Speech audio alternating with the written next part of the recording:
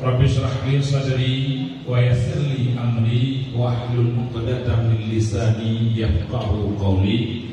Rabbana zidna ilma warzuqna fahma bi rahmatika ya arhamar rahimin. Segala puji dan segala rasa syukur kita alirkan kepada Allah Subhanahu wa taala atas rahmat, nikmat, taufik dan hidayahnya kepada kita semua, sehingga kita dengan nikmat Allah bisa bertemu dengan bulan Ramadan tahun 1443 Hijriah. Selawat dan salam senantiasa dialirkan Allah kepada junjungan kita, contoh teladan paling sempurna, idola kita semua, yaitu Rasulullah Muhammad sallallahu alaihi wasallam. Yang kami hormati Tengku Ahmadi SPDI sebagai pimpinan Dayah Syamsus Duha dengan segenap jajarannya, kemudian pimpinan yayasan dengan segenap jajarannya, ustaz dan ustazah, para guru, pembina, dan yang kami hormati yang menemani saya ada Bapak Haji Munawar Rizki LC MA PhD. Ini beliau S1-nya di Mesir, S2 S3-nya di Malaysia. Ya. Bahasa Arabnya mantap, bahasa Inggrisnya bagus. Ya, jadi kalau mau belajar bahasa itu sama beliau Pak Karen. Ya. Kemudian wala khususan kepada anak-anak kami, ini apa adik-adik kami ini? Kelihatannya anak-anak. Biar saya kelihatan lebih tua, tidak apa-apa. Anak-anak kami, para tulab dan talibat, karena kalau santri itu dari bahasa Sanskrit, itu jamaah orang Hindu namanya santri. Kalau di Aceh itu sejak Kerajaan Samudra Pasai, bahkan Syekh Al-Usyah Kuala di abad 17 menulis kitab Mir'atul Tulab, dan panggilan dalam kanun tentang dayah juga tulab, bukan santri. Kita coba populerkan istilah tulab atau talibat, ya. Karena kalau santri itu dia tempat bacanya pesantren. Pesantren itu pesantren bagi orang Hindu dulu, ya, di era sebelum Islam datang. Kalau kita dayah namanya. Ini bedanya pendidikan kedayahan di Aceh dengan di luar Aceh. Karena di Aceh tidak ada satu kerajaan Hindu dan Buddha pun yang pernah berkuasa. Yang ada cuma animisme dan dinamisme.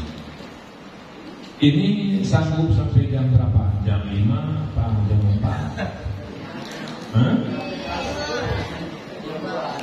Ya. Saya minta izin sama panitia, mungkin paling lama 1 jam. Kurang sehat, tapi melihat Anda saya jadi sehat. Anda semua saya jadi sehat, dan saya tidak merasa tamu di Syamsul Duha ini, ya, karena saya pernah di balai sebelum ini yang pakai tangga itu, ya. Kemudian pernah duduk di situ kantin dulu, ya. Pernah tidur di kamar ini dan di ujung. Ya Ustaz Nazar, ada Dr. Tengku Haji Nazar bin Ismail MA. Beliau masih di kamar sini dulu, ya. Dan kami pernah berdiskusi dengan nembusnya ini almarhum Abu Lufa sampai ranjang patah tidak sadar. Untung bukan tulangnya yang patah, ranjangnya. Baik, saya dikasih materi leadership. Mungkin gini, bukan ship, leadership. Ini kalau ship lain lagi ini sudah diharapkan sama NPU. Itu game pakai ship, ya. Kita tidak bicara ship, kita bicara leader, ya, kepemimpinan. Panjang kan?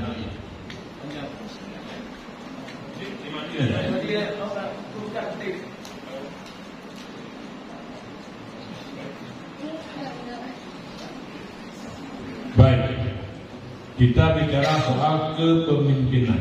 Saya mau tanya dulu, kenapa kita perlu pemimpin? Jangan saya ini, kalau dijawab, kalau nggak kelam saya mau jawab.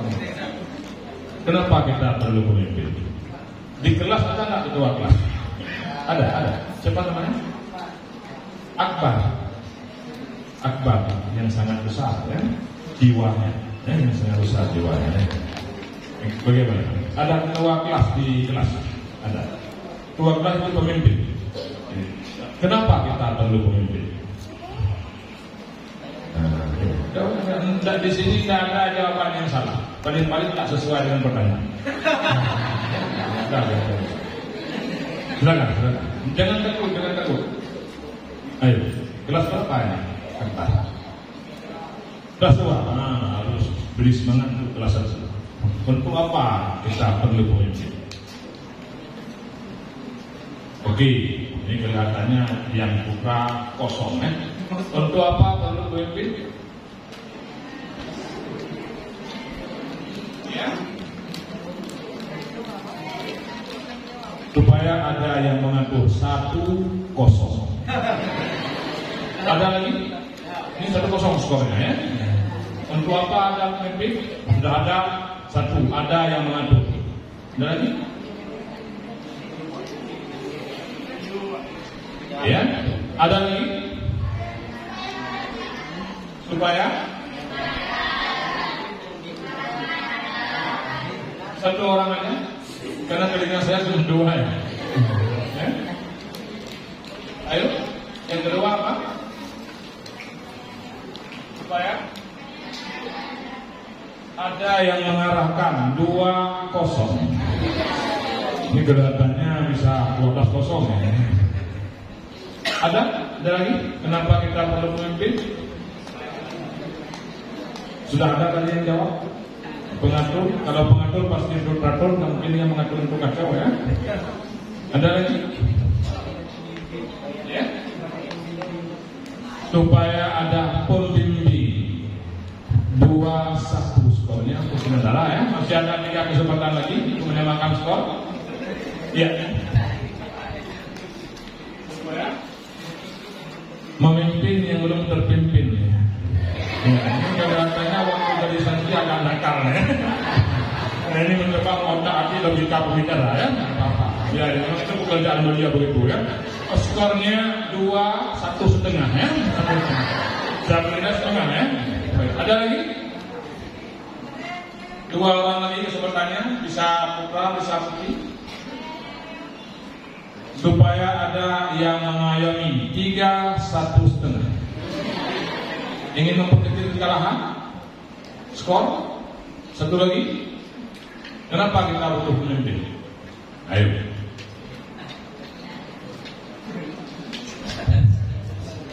Aduh, yang di samping tadi. Iya, agak nakal sedikit lagi kan? Biar dapat tambah setengah. Untuk apa kita perlu pemimpin?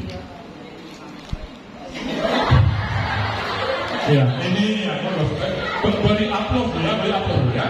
Ya, tepuk tangan untuk beliau. Beliau menjawab dengan prinsip mens sana in corpore sano. Ya, pertanyaan ke sana, jawaban ke sono kira-kira. Nah, kalau itu juga prinsip tanya jawab ya. Tidak ada yang salah. Baik. Kita butuh pemimpin karena kita butuh pembimbing. Berarti tugas pemimpin membimbing. Kita butuh pemimpin supaya ada yang mengatur. Tugas pemimpin menciptakan keteraturan. Yang ketiga, kita perlu pemimpin supaya ada yang mengarahkan. Berarti tugas pemimpin memberi arah.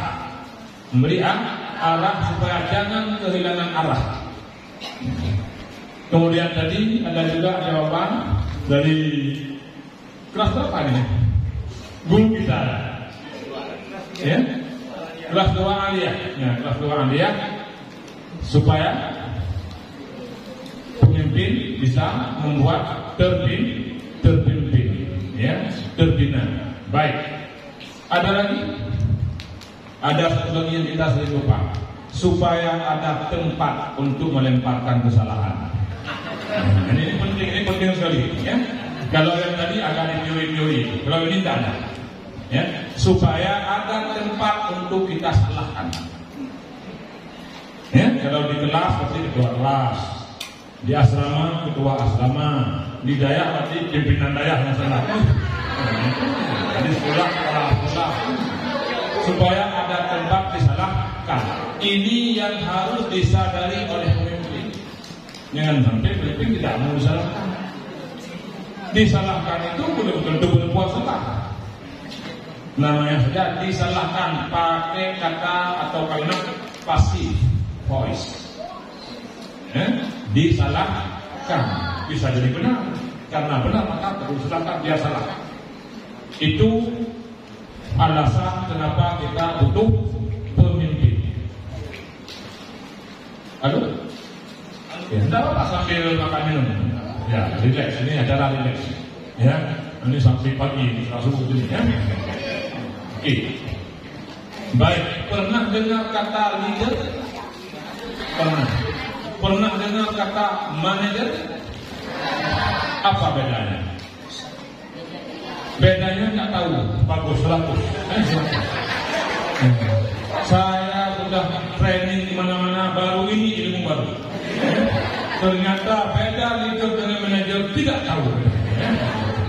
Terima kasih ya. Anda dapat nilai 1000 malam ini ya. Ada kulak yang model-model begini dua lagi. Biar saya kader pemimpin yang sosial kan? Cuma satu aja. Kenapa nggak dikader dua lagi? Biar ada 3 orang. Apa beda manajer dengan leader? Ya? Apa? What the meaning is leader in English? Apa makna leader? Kalau leader itu, pemimpin itu dia mempengaruhi orang lain dengan kompetensi individunya. Nah ini biasanya ulama-ulama yang karismatik. Itu disebut pemimpin karismatik. Dengan kemampuan dan potensi individualnya, pribadinya, dia bisa mempengaruhi banyak orang. Kalau manajer, dia mempengaruhi orang lain dengan sistem, dengan aturan, dengan kekuasaan formal yang dia miliki. Misalnya kepala sekolah ya, bisa mengelola dana bos, hanya untuk bos, anak buah nggak dapat misalnya. Nah itu manajer itu, manajer. Beda dengan leader.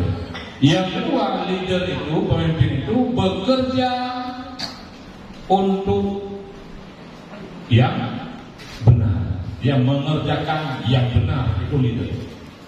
Kalau manajer mengerjakan sesuatu dengan benar. Kalau manajer itu dia prosedur ya. Syarat ikut ujian satu harus bayar SPP. Nah ini kerja manajer ya. 2, ada kartu ujian. 3, menggunakan pakaian sesuai dengan peraturan yang berlaku. Itu manajer begitu ya. Karena melakukan sesuatu dengan benar. Perlu supaya teratur. Kalau tidak diatur nanti ada yang pakai sandal masuk kelas, ada yang nggak pakai celana masuk kelas, berbahaya. Makanya dia perlu manajer. Itu biasanya diatur oleh KPU ya, atau bagian administrasi. Sementara leadernya, pimpinan daerah itu leader. Pimpinan sekolah juga mestinya leader.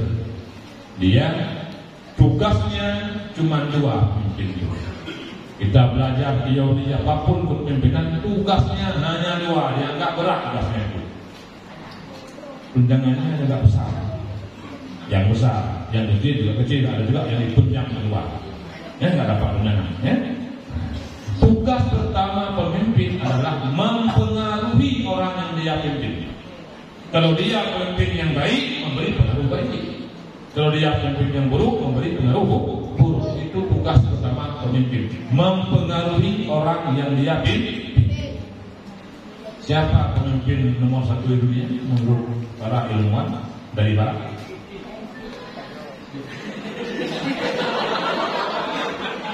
Iya, indahnya lagu karena ada musiknya, ada musiknya. Ya, memang perlu dia disebut ini satu, itu satu dia sekarang. Siapa pemimpin dunia yang paling mempengaruhi dunia sepanjang sejarah manusia? Rasulullah Muhammad Sallallahu Alaihi Wasallam. Dia urutan pertama dari 100 pemimpin berpengaruh di dunia. Dengan apa dia mempengaruhi dunia? Menurut catatan sejarawan Muslim dan sejarawan Barat. Ini penting nih, karena sudah mulai hilang. Bayi anak-anak sampai orang dewasa sudah mulai hilang. Dengan apa Rasulullah? Sehingga beliau ini eksotik, menarik siapa musuh sedang sama beliau, pengikutnya cinta sama beliau, hormat sama beliau. Apa katanya?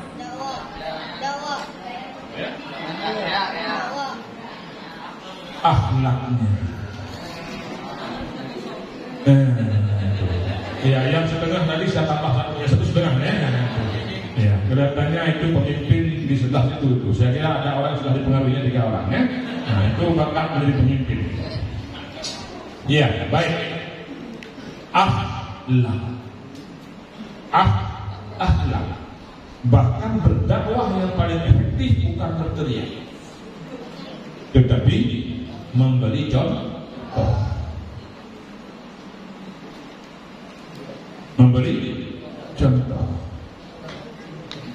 Sementara dalam kancah kepemimpinan di dunia ini, termasuk di dunia Islam, kita mengalami krisis dalam 3 perkara. Salah satunya adalah uswah, keteladanan atau contoh. Sehingga anak buah sulit ikut ya. Ustaznya banyak kejar murid-murid salah sepuh, ustaznya tak salah sepuh misalnya, sulit memimpin orang itu karena tidak bisa dicontoh. Ini di tempat lain, yang di sini semua salah sepuh ustaznya kan. Ya. Kalau dulu ada juga murid, ini bukan murid di sini ya, walaupun di sini murid dulu kalau di sekarang. Ketika ustaz masuk ke asrama lantai atas, lantai 2 ke sana, ya, santrinya ikat ini air di timbang. Ya begitu, ustaz masuk ditarik-tariknya minum kopi, benar oleh. Itu ada kejadian di Cianjur tahun 2001. Ya, 2001. Tapi pelakunya sudah pergi dari sini ya. Tapi sudah disadar pelakunya. Ya. Korbannya masih hidup, dua-dua masih hidup. Ya, saksi pelaku dan saksi korban. Ya, masih hidup dua-dua. Itu kira-kira bagus. Silap itu ada murid salah satu bersih silap. Tahu silap apa? Ya, keliru, tak sengaja. Ya. Dipikir ada ustaz yang mandi terus sekalian. Padahal bukan dibangunkan mandi, dibangunkan untuk salah su. Uswah. Yang kedua, rasa persaudaraan sesama muslim, baik antara pemimpin dengan pemimpin yang lain maupun antara pemimpin dengan yang dipimpin. Rasa persaudaraan ini yang sudah mulai hilang dalam kehidupan kepemimpinan dan perkaderan pemimpin di dunia Islam. Yang ketiga, uswah. Ingat aja 3 uswah, uswah. Uswah itu rasa kekeluargaan. Itu terutama untuk pemimpin-pemimpin di negara berkembang. Kalau negara berkembang masih butuh karisma. Ya, karisma. Kalau kata sosiolog Max Weber, masyarakat yang masih membutuhkan pemimpin karismatik, ya, misalnya ulama karismatik atau tokoh karismatik, itu ciri-ciri masyarakat sedang berkembang. Belum berkembang, terus sedang berkembang. Karena dalam masyarakat yang modern, yang sudah maju, itu tidak butuh lagi pemimpin karismatik. Yang dibutuhkan pemimpin yang profesional. Karisma tidak penting, yang penting kompetensi, keahlian, ilmunya luas dan mendalam. Itu kata Max Weber. Tetapi ilmuwan ahli manajemen yang datang kemudian, termasuk David R. Covey, itu mengatakan bahwa karisma itu tetap dibutuhkan walaupun kita hidup memimpin di era modern. Apalagi memimpin remaja-remaja seperti anak-anak kami ini. Ini remaja, paling rendah umurnya 12 tahun, paling tinggi umurnya 18 atau 19 tahun. Memimpin remaja lebih rumit dibanding memimpin orang tua. Kenapa? Remaja itu dia cita-citanya cuma 3. Apa cita-citanya? Ini nggak sampai itu kita sendiri. Orang dewasa bukan lagi remaja. Apa cita-citanya? Atau kepingin apa? Kepingin apa? Kepingin ganteng? Kepingin ganteng? Tinggal sudah ganteng, tinggal tidak. Kepingin ganteng? Yang tidak suka katanya jalan-jalan pemimpin yang rendah hati. Ya, dia lihatnya ke belakang. Tidak mau menatap yang bertanya. Kepingin banyak teman? Kepingin banyak teman? Enggak, ini berteman. Ya, ini salah satu orang yang belum diobati. Ini termasuk ya. Kepingin banyak teman? Banyak kawan? Ini? Enggak. Ini. Kepingin pintar? Remaja itu kepinginnya cuma 3 dalam psikologi remaja. Kalau memimpin remaja harus tahu 3 psikologi. 1, remaja itu yang laki-laki kepingin tampan, ganteng, yang perempuan kepingin cantik. Makanya mereka sisir rambut itu setengah jam. Sejak hidayah sudah pakai peci lagi, makanya nggak ada sisir rambut. Kemudian tidak nampak karena ada sisir. Semua remaja putra kepingin ganteng dan tampan, dan semua remaja putri kepingin cantik. Ke ayat Al-Quran yang cerita tentang itu.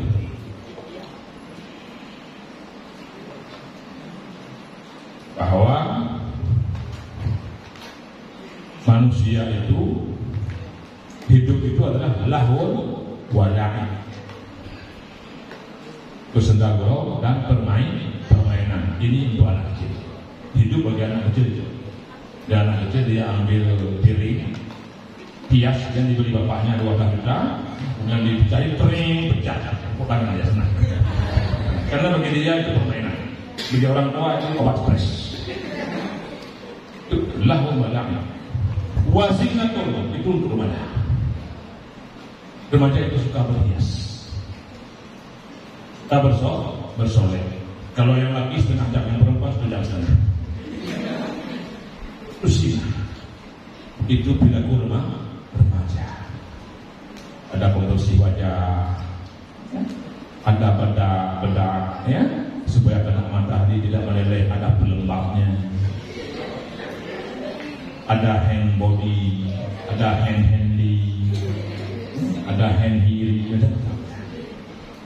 ya? Untuk membuat kulit putih. Ini orang Papua tersinggung.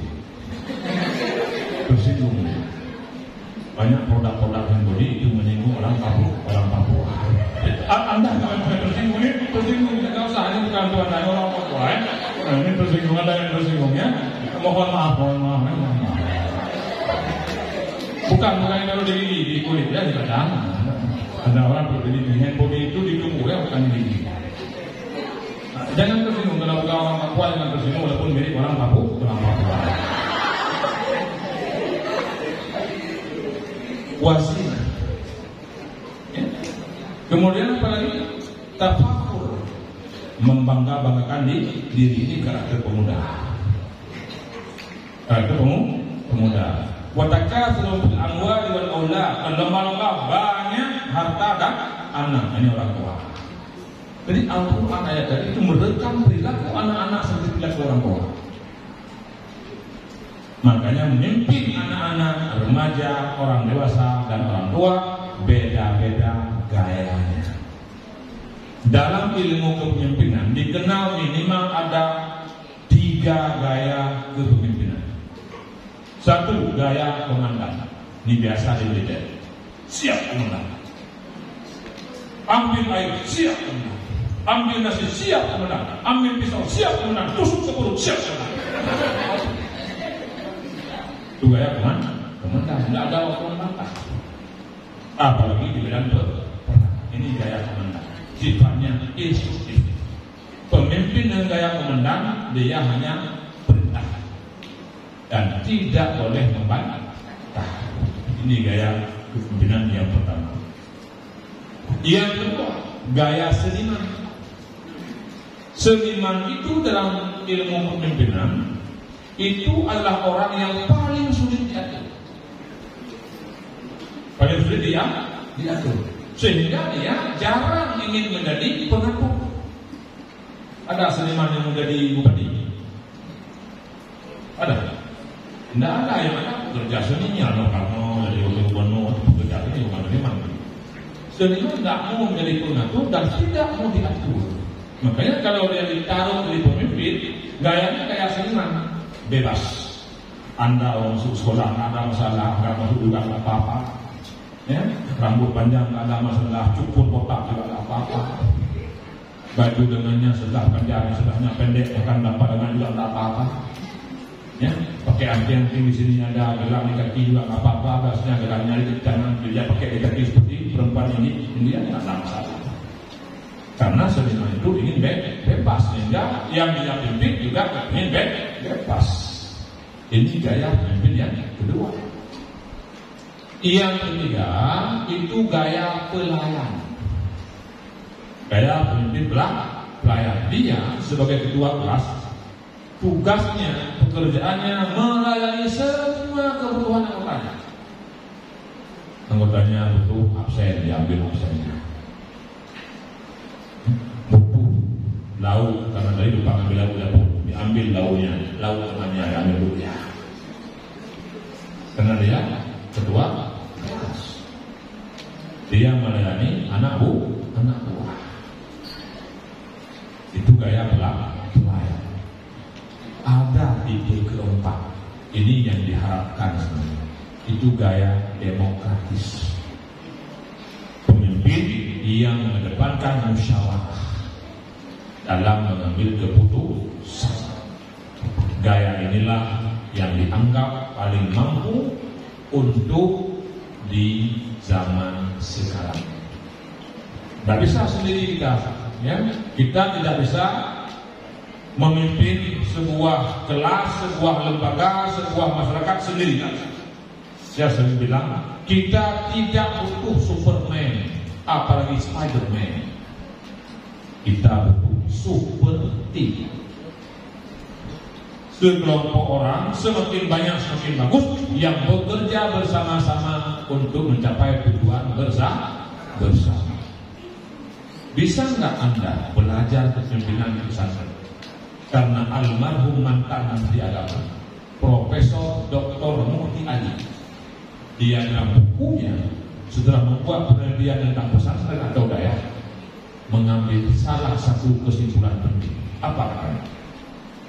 Kata dia, satu-satunya lembaga pendidikan yang mampu mencetak pemimpin yang dibutuhkan umat, bangsa dan negara hanya satu, yaitu daya. Hanya daya yang mampu mencetak pemimpin yang dibutuhkan oleh umat, bangsa dan negara. Kenapa? Karena di daya kita belajar beberapa karakter pemimpin. Satu, di daya kita belajar kedisiplinan. Kapan belajar, kapan makan, kapan tidur, kapan minum, kapan istirahat, kapan olahraga, semuanya terjadwal. Kapan hafal mufradat, kapan salat subuh, kapan berolahraga, semuanya terdata. Ini kedisiplinan. Ini yang harus dimiliki oleh pemimpin. Yang kedua, daya mengajarkan kesederhanaan. Bila tahu sekarang sederhana kan? Makannya pakai apa? Jangan suka di depan pimpinan. Bilang aja biar jelas, nasibnya jelas gitu kan. Lauknya apa? Ikan dongkol. Udah bagus sekali itu waktu saya kayak itu tempe sama tahu. Tempe saya ambil dari orang lain tak tahu. Ya, tempe sama tahu. Itu ini dongkol dah memang sekali itu. Kami itu dongkol seminggu sekali itu. Ya, ayam pernah kakinya apa telinganya? Pahanya ya, paha ayam. Sayur, belum memang sekali yang ayam. Kalau saya di daerah, sayurnya di belakang daerah. Dulu kan tahun 90 itu belakang daerah kita petik sayur masak sendiri.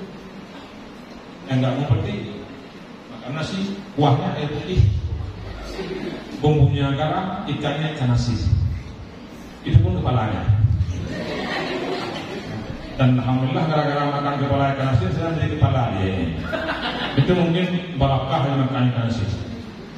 Tapi kalau kebanyakan ikan kepala tongkol, kepala kambing, waktu besar gede nanti nggak jadi apa-apa. Jadi ekor kambing. Dayak itu satu-satunya lembaga pendidikan yang mendidik kesederhanaan. Orang makan lauknya sederhana. Mau tambah lauk nggak bisa, nggak cukup. Mau tambah nasi, kalau santi banyak ulang boleh. Mau tambah sayur, sedikit boleh tambah. Hidup sederhana. Yang ketiga, daya mendidik karakter pemimpin tentang kerjasama. Kerjasama karena Anda sudah biasa mempoli bersama, hafal mufradat bersama, tidur bersama. Berapa orang sekarang? Ya? 14? Hah? 20-an? Sedikit itu saya di pengungsian 200 orang. Sedikit, 12 sedikit. Ya? Ada kebersamaan sehingga Anda dididik hidayah itu menjadi pemimpin yang mudah bekerja sama. Kalau gotong royong itu, kalau sebesar ini area, ini nggak sampai 3 jam selesai sampah. Karena ada yang buang sampah, ada yang kutip sampah, ada yang bakar sampah, ada yang bersihkan ulah, ada yang bersihkan listrik. Dan Anda sudah biasa gitu. Bangun sama-sama, salat subuh sama-sama berjamaah 5 kali dalam sehari semalam kalau sedikit, olahraga bersama. Kalau ada tarawih sudah semuanya terlibat. Kebersamaan itu karakter alumni daya. Dan kebersamaan ini yang telah krisis dari kepemimpinan di Indonesia. Menteri Perdagangan bilang nggak ada minyak goreng. Menteri Pertanian bilang ada minyak goreng. Nah ini karena nggak biasa bekerja sama. Tapi daya mendidik murid-muridnya itu belajar bekerja sama paling tidak 3 tahun, bahkan kalau sampai tamat kuliah 6 tahun. 6 tahun tidur bersama teman-teman, main bersama teman, belajar bersama teman, dihukum juga bersama teman. Kemudian olahraga bersama teman, gotong royong juga bersama. Daya mendidik karakter kebersamaan dan bekerja sama. Yang keempat kata Muhammad, daya mengajarkan toleransi. Kenapa? Setiap hari hilang sangkar tua, tapi tidak hilang keluar dari daya, tetap dalam daya, tapi kakinya selagi yang pakai. Dan sandal yang paling buruk tetap tertinggal di bawah tanah. Karena yang memberi tausiah menganjurkan kita mengambil yang baik-baik. Jadi yang buruk-buruk kita tinggalkan. Ini saling memahami. Kadang-kadang Anda terlambat datang ke dapur, ikannya sudah habis. Anda makan pakai sayur dan cubit ikan teman samping. Dan itu biasa. Tidak membuat Anda marah. Anda belajar berbagi. Anda belajar toleransi. Karena Anda telah bangun, sayurnya habis, ikannya habis. Yang belum habis cuma piringnya. Anda makan piring biasa. Toleransi. Sandal hilang, besok sandal orang hilang, Anda yang hilangkan. Hari ini sandal lain hilang dan tidak pernah bertengkar gara-gara sandal hilang tidak daya. Baju ketukar. Bahkan ada kolor ketukar. Ketahuan ketika dipakai ternyata nomor 29 bukan dengan 24. Dan itu biasa. Itu biasa. Itu hal-hal kecil. Tapi hal-hal inilah yang membentuk karakter kita untuk memahami teman kita, untuk memahami orang lain. Makanya orang-orang Dayak ini begitu keluar merantau kemanapun, dia sudah dididik karakter kelima, yaitu kemandirian. Bangun sendiri, makan sendiri, ngambil sendiri, cuci piring sendiri, gosok baju sendiri. Bukan pakai setrika kalau dulu. Kami lipat, lalu buah kasut tidur. Besok pagi diambil sudah gosok ya.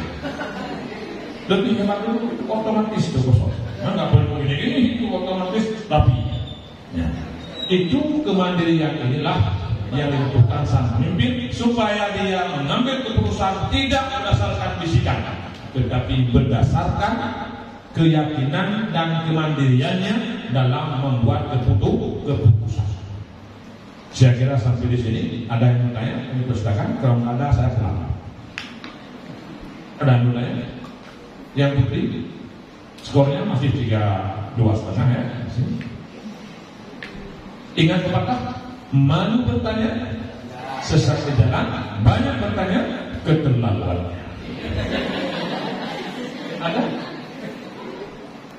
Ya, silakan. Silakan. Biar 4-2,5. Yang sudah atas 3-2,5. Ada? Silakan.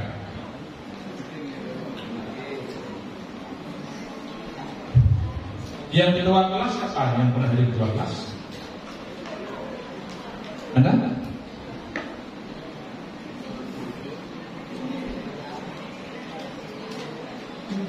Ya, silakan. Ya, yang sarungnya warna biru. Ya. Ada yang menanya? Ya. Nggak apa-apa, jangan Pak Polisi ya. Silakan. Nggak. Halo. Ada yang menanyakan? Nggak ada. Baru pertama kali saya isi materi, sekali jelaskan langsung paham semua. Karena kemarin banyak kali pertanyaan, berarti tidak paham mereka. Ya? Hanya dicek mulu, mungkin pertama kali dalam hidup saya memberikan penjelasan sekali semua paham. Ada pertanyaan, itu termasuk angka. Ya? Sudah nggak belum? Belum. Baik. Saya tambahkan sedikit. Ada suatu prinsip. Karena memimpin itu seni. Ada prinsip yang harus dipegang oleh seorang pemimpin. Seorang filosof pernah bilang begini: untuk mencintai orang lain, kita tidak perlu memimpin mereka. Tetapi untuk memimpin orang lain, kita harus mencintai mereka. Kalau Anda jadi pemimpin, ketua kelas, atau besok menjadi pemimpin bupati, wali kota, atau gubernur dan presiden, Anda baru bisa memimpin kalau Anda sudah mencintai orang yang Anda pimpin. Kalau Anda bisa, karena Anda harus mencintai orang yang Anda pimpin. Tapi kita bisa mencintai tanpa harus memimpin mereka, tapi kita tidak bisa memimpin mereka tanpa mencintai mereka. Ini tidak ada musuh. Musuh itu tidak ada dalam konsep kepemimpinan, apalagi kepemimpinan Islam. Yang ada musuh agama, belum jadi musuh kita. Selama bukan musuh agama, itu bukan musuh kita. Bahkan di Madinah, orang Yahudi saja dengan Rasulullah hidupnya begitu. Kenapa? Tidak memusuhi Islam, tidak memusuhi Islam, apalagi sesama Islam. Ini penting. Banyak dulu orang Muhammadiyah dengan NU dibunuh gara-gara masalah itu dibunuh. Orang Muhammadiyah dengan NU. Padahal yang asli Muhammadiyah ini palsu semua. Ini asli Muhammadiyah, yang Muhammadiyah. Yang lain pura-pura ada Muhammadiyah. Tapi Tapi sekarang mereka nggak ribut lagi masalah rumah karena sama-sama kasus selesai. Tapi sudah ada. Nah, silakan Sri Kandi yang besok akan menjadi pemimpin negeri ini, dan Sri Kanda jangan terkenal begitu. Ada. Jangan grogi biasa. Sudah ada? Belum? Kalau belum, mungkin saya padai sampai di sini. Sudah jam 11.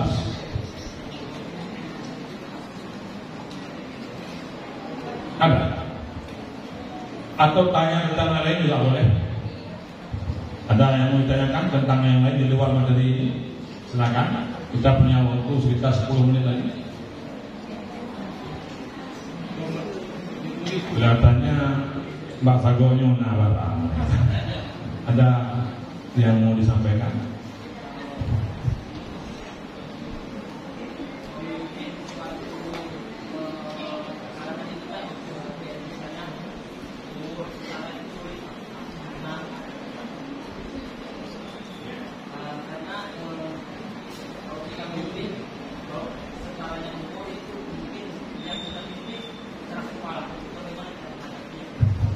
Iya, kalau yang keras kepala pakai besi.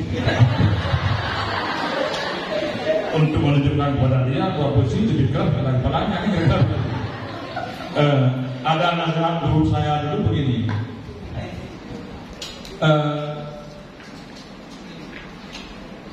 Jangan berdebat dengan orang yang kamu mampu mengalahkan argumentasinya, tapi tidak bisa mengalahkan kepala batunya. Itu jangan. Kalau apalagi kalau kita pemimpin, kalau orang keras kepala harus dihadapi dengan kelembutan, bukan dengan kekerasan. Karena kalau kekerasan dengan kekerasan seperti batu dengan batu. Kalau diadu pasti ada yang hancur. Kalau dia menjadi beton, Anda harus jadi bola voli. Jadi kalau kita lempar ke beton tidak hancur, bola tidak meletus. Pemimpin harus lentur seperti ini. Seperti bola. Kalau yang Anda pimpin adalah beton. Ada nggak kepala beton? Saya kira nggak ada. Nah, semua kepala di sini saya kira kalau dibenturkan ke beton yang pecah bukan pecah kepala bukan beton. Oleh karena itu maka bila Anda punya anak buah yang kepalanya seperti beton atau batu, Anda pemimpin harus menjadi bola. Kalau berbatu tidak ada yang rusak. Beton tidak pecah, bola juga tidak meletus. Tapi hati-hati, ukur lemparan Anda ke beton supaya mantulnya jangan sampai mencelakai kita atau mencelakai orang di sekitar kita. Artinya ritme ketika memimpin orang itu harus diatur supaya tidak mencelakai diri sendiri dan orang lain. Tapi kalau yang keras kepala, kalau dia jadi beton, Anda jadi bola, supaya tidak ada yang celaka atau yang rusak. Di sudut ini cara penting kita tanya ini. Ada pertanyaan dari tadi ya? Ada lagi di sudut sana? Atau yang di situ? Yang di belakang santri mungkin? Ibunya santri ada? Ada? Siapa? Ada lagi? Di situ ada lagi? Masih ada? Baik, kalau tidak ada, kita padai sampai di sini. Mudah-mudahan apa yang kami sampaikan ini menjadi inspirasi, ilmu dan pengalaman bagi kita semua. Pesan kami, Anda semua ini adalah orang-orang yang lahir dalam keadaan jenius. Tidak ada seorang pun di antara Anda yang bodoh. Semua Anda dilahirkan dalam keadaan jenius. Kalau tahun 90-an penemu jaringan internet dan komputer menemukan bahwa dalam 1 menit komputer mampu membangun 2 juta jaringan. Nah, dalam 1 jam. Waktu itu komputer mampu membangun 2 juta dari jaringan. Kepala Anda mampu membangun 10 juta jaringan hanya dalam waktu 1 menit. Itu keajaiban otak kita yang Allah berikan kepada kita. Sehingga otak manusia siapapun termasuk otak Anda itu 10 pangkat 800 kemampuan. 800 nol setelah angka 10. Itu potensi akliyah yang Allah berikan sebagai modal memimpin. Yang kedua, nafsiyah. Itu belum mampu diukur. Dan yang ketiga yang paling luar biasa, qalbiyah. Al-Ghazali dalam kitabnya menyediakan satu pasangan ajaibul qalb. Ajaibnya hati, karena kemampuannya tak terhingga. Karena tak terhingga, dia bisa mengontrol dan memimpin potensi-potensi akal dan nafsu yang dimiliki oleh manusia. Bisa lihat ini. Makanya kata Rasul, fa in salihat salih sayru, in fasadat fasadis sayru. Jika hati baik, maka semua akan bisa dipimpin dengan baik. Potensi inilah yang harus Anda rawat dengan belajar yang rajin, ya. Kemudian ibadah yang disiplin dan ikhlas, tak perlu dikejar-kejar sama ustaz dan ustazah, serta berbuat baiklah dan berhubungan baiklah dengan sesama teman Anda, dan berakhlaklah kepada guru-guru Anda.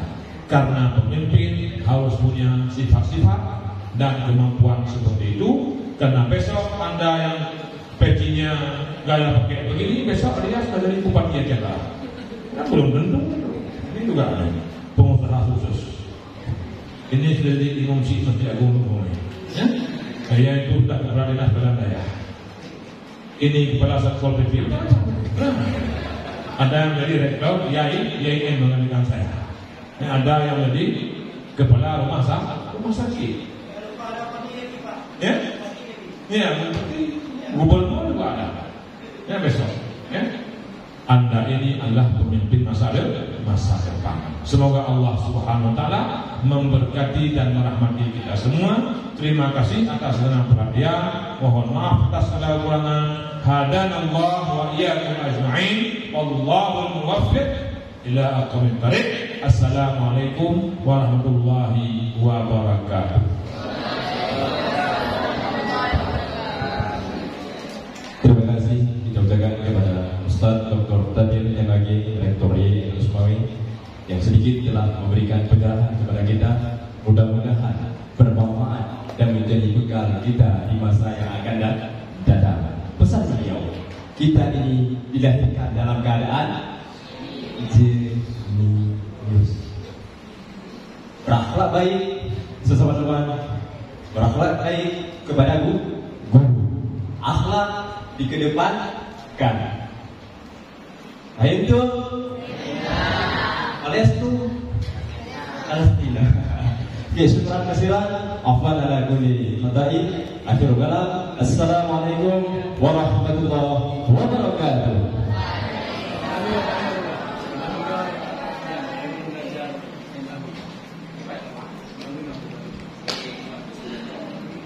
Untuk dalam besok kita akan hadir pemateri Tengku Lazar MAG.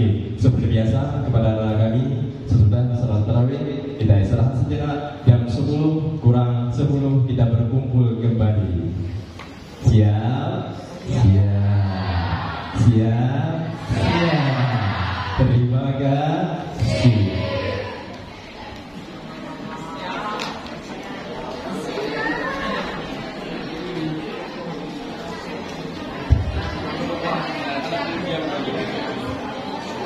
Assalamualaikum warahmatullahi wabarakatuh.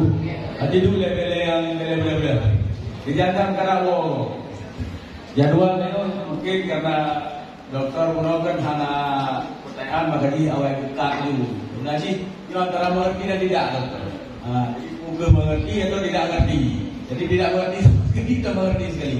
Jadi untuk malam besok pematerinya Tengku dan Jarudin SAG MAG Ketua Balik DPRK Jawa Barat. Jadi mohon satu orang dipersiapkan satu pertanyaan. Tidak boleh tidak ada yang bertanya. Jadi kalaupun tidak ngerti nanti pertanyaannya saya tidak ngerti. Itu paling kurang pertanyaannya. Jadi jangan diam 1000 bahasa. Sedangkan kami pemateri ini apa ngerti semua atau tidak ngerti semua, jadi pemateri tidak tahu. Dimohon ke malam besok dipersiapkan 1 orang 1 pertanyaan. Baik itu pertanyaan tentang materi ataupun tidak ngerti, paling kurang harus bertanya. Jadi insya Allah malam besok kita kumpul kembali di sini tepat jam 10. Terima kasih. Assalamualaikum warahmatullahi wabarakatuh.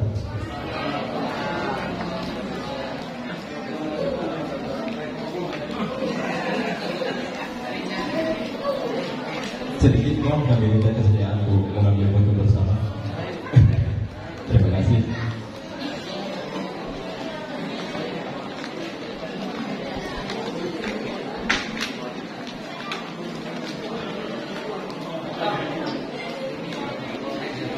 Banyak yang ingin foto dengan dokter.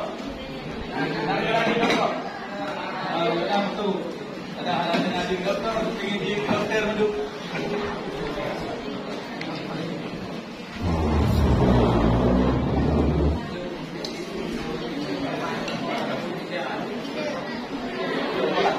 Kali foto satu orang dan orang apa lah?